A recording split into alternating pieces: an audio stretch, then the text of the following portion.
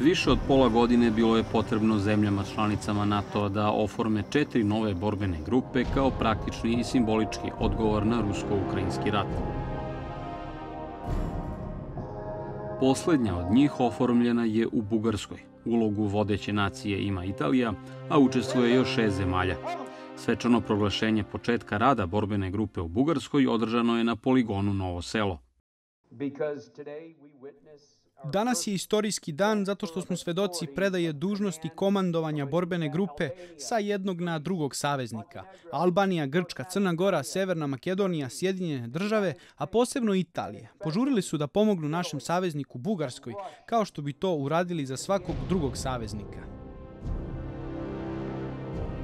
Bugarska je mesecima bila vodeća nacija tokom formiranja borbene grupe, a u prethodnih nekoliko meseci održano je mnogo zajedničkih vojnih vežbi. Sada priču vodi Italija. Brojno stanje borbene grupe je oko 1000 vojnika, što nije mnogo, ali se tome pridaje veliki značaj, jer je ceremoniji prisustvovao i predsednik Bugarske Rumen Radev.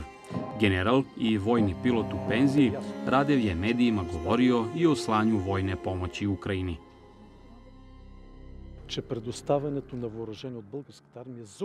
Želim jasno da naglasim da slanje naoružanja bugarske armije Ukrajini u ovom trenutku, bez jasno ponuđene zamene novim naoružanjem, može samo da ugrozi naše već slabe operativne sposobnosti na duži vremenski period.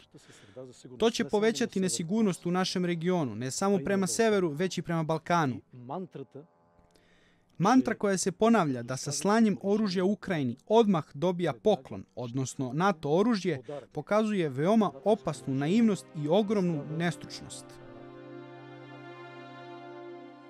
Što smo bliži Ukrajini, i retorika i postupci su mnogo drugačiji. Borbena grupa u Slovačkoj takođe broji oko 1000 vojnika i sastav je sličan kao i u Bugarskoj. Od naoružanja najviše ima više vrsta oklopnih vozila, točkaša i guseničara, artiljerije, pešadijskog naoružanja, a najvažnija je logistika. Jer jedna grupa čini ojačani bataljon sa mnogo različite pešadijske i artiljerijske municije. U ovom trenutku nalazimo se na polovini izvršenja zadataka. Ostvarili smo svoj prvi cilj. Održali smo vežbu i to je u suštini provera naših sposobnosti i dokaz našim partnerima da smo borbeno spremni. Glavni cilj vežbe pod nazivom Jaka povezanost jeste da se potvrde interoperabilnost i borbena gotovost zemalja učesnica.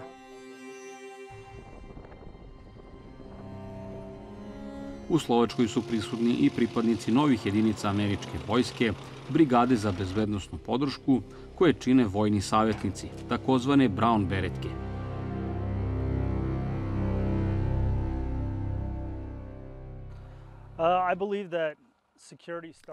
Verujem da bezbednost počinje tako što je daleko od vaših granica.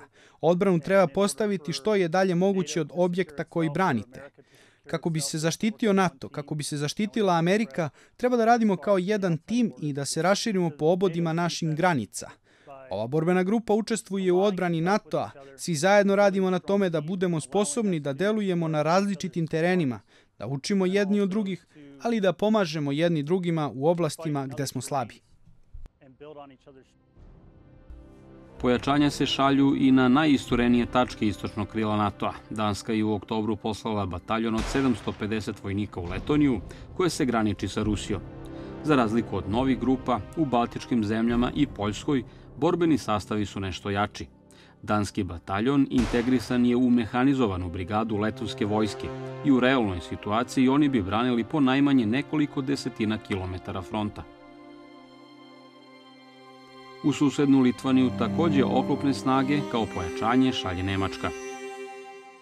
Iako se radi o samo 200 ljudi, Litvanija i njeni građani željno iščekuju svakog NATO vojnika, jer se plaše Rusije.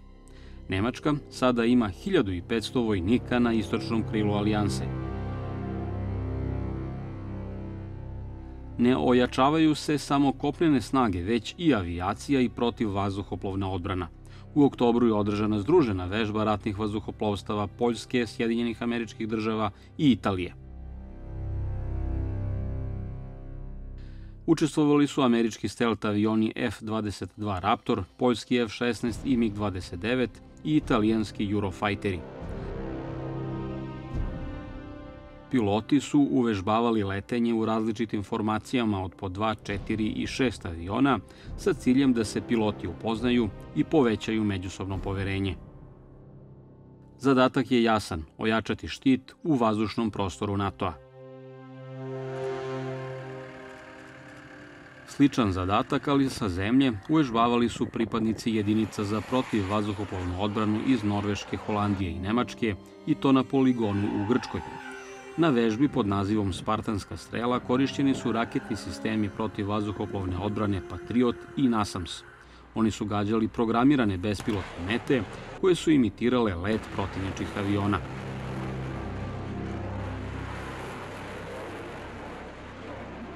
Kompletan postupak pripreme za gađanje kao i samo gađanje izvedeni su u dnevnim i noćnim uslovima, a mete su pogađane iznad otvorenog mora.